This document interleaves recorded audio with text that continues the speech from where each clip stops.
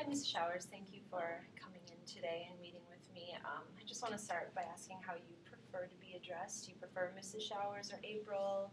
It doesn't matter. April's fine. April's fine. Okay. Fantastic. Well, I'm Leah. You can call me Leah. I'm so glad you're here today.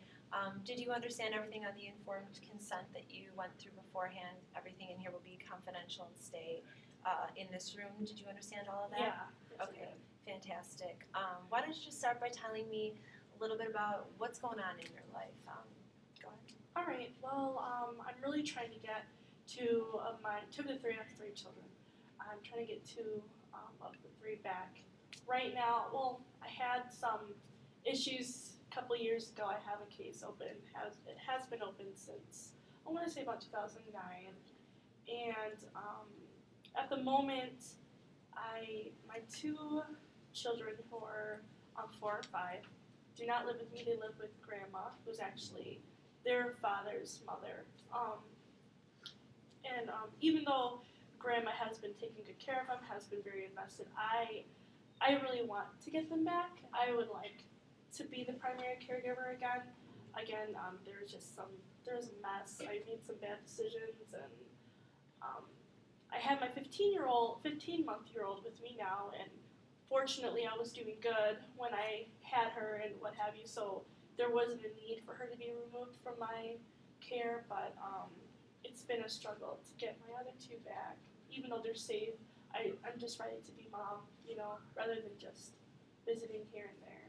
Yeah, so it sounds like you're tired of the struggle and how difficult it's been trying to work to get the other two back. What do you think the reasons were for them being taken from you in the first place? Well, some of my bad decisions was there was some drug use, but primarily just bringing my children around. For instance, when I would get, well, how do I explain it? I guess I don't have a car, so trying to cart my kids around whenever I needed to go here and there was hard. So I would leave them with friends, and my friends did not engage in the best lifestyles, and somebody would find out, I'd get called. And even though I didn't mean any harm, I most likely had to go to the store, had to run to a job interview, whatever, but they saw it as endangering my child, even though I didn't do anything wrong. But I mean, I guess it makes sense. I have to be more mindful of what I bring my children around. But even still, it frustrates me because I feel like I've changed my friends. I feel like I'm in a better, I'm living on my own in a good house or a good apartment, in a safe neighborhood for the most part. But it's like not enough, Yeah. and I feel it's like this battle of trying to, as you mentioned, you greatly summarized that it is a battle. It is so hard for me to get them back when I do A, B, and C, and it's still not enough. Right. It sounds like you're really frustrated because you feel like you're making these steps, doing these things you need to do, but it's never enough. You feel like it's never enough. Yeah. So what do you think would be enough? What do you feel like the steps are that you need to accomplish to get your children back? Well, my case manager, she has a list of stuff I can do, and I feel like I'm doing it. And one thing was to come to you as a therapist and just to touch base with you. And I don't feel like, at the time I didn't feel like I needed to see a therapist, but after, I was like, okay, well, I'll give it a try. But so that was one of them, just to get she said another perception or whatever, I don't know. But I'm working with, I have a W-2 employment sort of activity thing going for me right now, trying to look for a better job, and I have been looking. W-2 happens, I think, every day. I start next week. It's every day from, I think, 8 to 2, so that will give me enough time to also be with my 15-month-year-old. What else have I done? I stopped talking to, half of my friends that I was around before. I'm clean. I haven't been on drugs for at least a year, What else? I take my supervision, my visits very seriously. I see my two eldest Tuesdays and Thursdays. So, I make sure I don't miss a single one, and I've been actively trying to like be that mom. The apartment that I have, there's the room is set up for my two kids, and then my little one sleeps in the room with me, and then one of my little girl, she had a birthday the other day, and I actually went to the school and brought treats for her, and I didn't tell anybody that I was coming because I wanted to be. I called the school ahead of time, but I wanted to surprise her, and she was so happy. So like, I feel like I'm investing. I feel like I'm trying, but again, there's still like all this other protocol that I have to do. So you can actually list some specific tasks that you've accomplished in an effort to get your girls back. So why don't you tell me, just in an effort to get to know you a little bit better, why don't you tell me a little bit more about your 4 and 5-year-old? Okay, well, my 4-year-old, her name is Denise, and I have a 5-year-old, his name is Jay. Me and their father were together when I had them, and he was somewhat active in their life. He also got caught up in some mess, which is why he's incarcerated and out of their lives right now. So I guess there was some previous issues before my case was opened, but I feel like it went downhill when the father was incarcerated, like the moment he got incarcerated. And it's definitely been harder.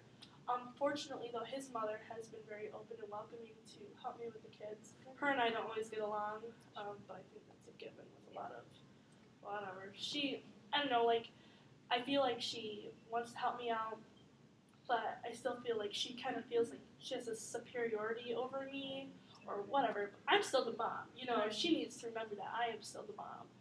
But with my 4 and 5-year-old, they know who mom is, so when I do see them, they're not cowering away from me or anything like that. They're very excited to see me. Have even asked me if they're gonna start spending the night. Yeah. I did have I was able to gain overnight visits, but I lost them because of an incident of leaving one. When I left my kids with the not so good friend, and so like I have to work at getting those. It's supervised, all supervised right now, and my visitation worker is pretty good at setting that stuff up. But I'm just ready to have no supervised visits and have them overnight. They ask me, and I just feel like I can't. I'm letting them down by saying, "Oh, not yet, not yet." Right, and you feel a sense of accomplishment that you have made a lot of efforts, and your son and daughter feel very connected to you still. You feel connected to them. Yeah. They're asking for overnight visits. They want to be with you. What are the visits like right now that you do have with your son and daughter? What goes on? When the moment they come over, we either play a game or I watch a little movie with them.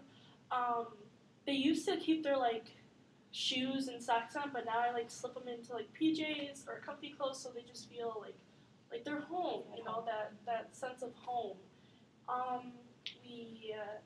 know Denise. She loves puzzles, so like I try to do puzzles with her while Jay and the 15-month-year-old kind of play on the floor as well. They love their little sister. They absolutely love her, which is, I think, what keeps my family so close, because we have such a strong love for each other. Right? Even though the visits are short, I still feel like it's primarily focused, and I think that's something I took for granted previously, and I try, so when I do have appointments, I try not scheduling them on the days I know that I will have visits, so I don't make that same mistake, and so I don't have any time taken away from them. Right. Well, it sounds like you are able to really internalize a lot of the advice you've been given. You've been making these strides, like we said, and you have some support in place, like Grandma, who's been helping you a lot. What's your relationship with Grandma like? It's always been kind of weird and rocky, and it's tough because I don't know. I guess moms never feel like anybody's good enough for their kid or their son or whatever. Mm-hmm. But it got, I think, a little bit more rockier considering that I got pregnant, and she probably saw me as just another girl. Mm-hmm. But even still, I'm grateful for her. So you are grateful for that relationship. I am, because my children can't be with my mother because of a certain incident. So I'm glad that Dad's mom is here. Okay. Yeah, absolutely. So you said that the incarceration was also, things kind of got worse after that. Yes. Tell me a little bit about leading up to that. Oh geez, I guess it's the last one. I haven't really thought much about it. Sure. All I know is that I know it did. We were fine. He was with the wrong group at the wrong time. Okay. Got busted for drugs. Well, we've gone through a lot today. I think we've gotten really far. You've taken ownership of a lot of this, and you've made a lot of strides, and that's excellent to hear. So I really think we have a lot that we can build off of. Okay. So I think next time we can dive a little bit more into what happened with the father of your children and some of the other things that we can do to help you get your kids back. Yeah. Okay. All right. Thanks so much for coming in. Thank you for having me.